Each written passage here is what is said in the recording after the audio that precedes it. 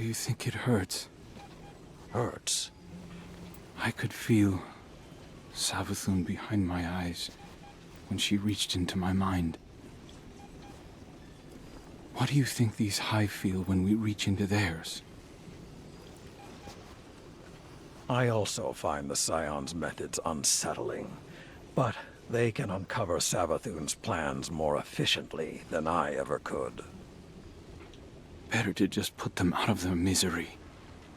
Keitel believes these hive might hold deeper secrets. Do not make the mistake of thinking these things deserve your sympathy. Even though they have the light.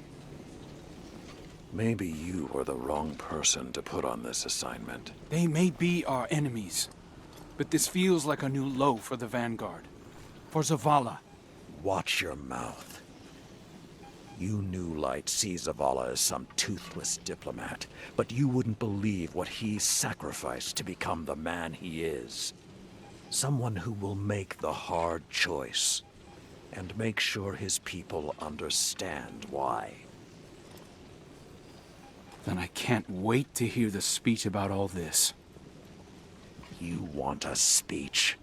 Today the Vanguard did what had to be done. Mercy prevailed. Speech over. Say it a little louder. I don't think this guy could hear you. This doesn't look like mercy to me.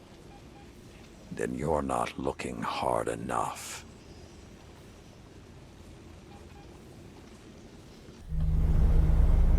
Long ago, even before there was a last city, I was deep on patrol in the old forest when a local villager sought me out. They asked me to catch a thief. I told them the Iron Lords were no mercenaries, but I saw their pride as well as their poverty.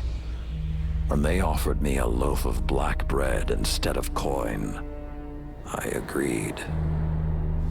Just before sunrise, I caught my thief. A young girl, stealing what she could carry.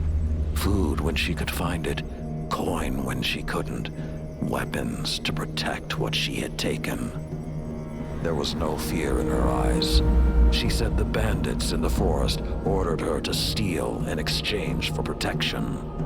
The penalty for theft in those times was death.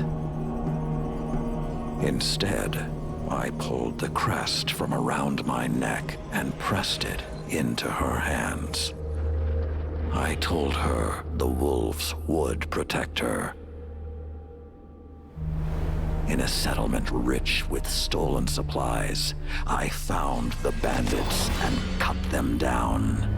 38 lives to spare one. And for a time, I believed that was mercy. Many winters passed before I found myself back in that part of the old forest. This time, no one sought me out. So I sought them instead. Wind blew through rotted wood and rusted metal where the village once stood.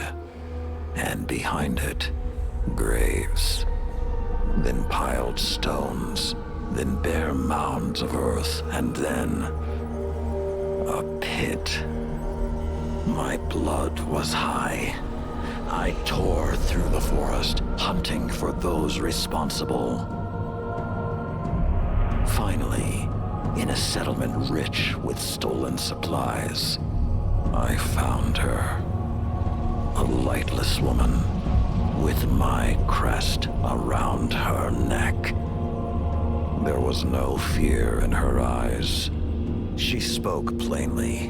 When the villagers could no longer tithe, her wolves no longer protected them. She bled them dry, and when they had no more to give, she sent in her men, unleashed her wolves. Mercy to an enemy cannot come at the cost of mercy for their victims.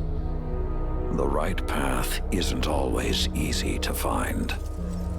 But once you do, The only question is whether you're strong enough to walk it.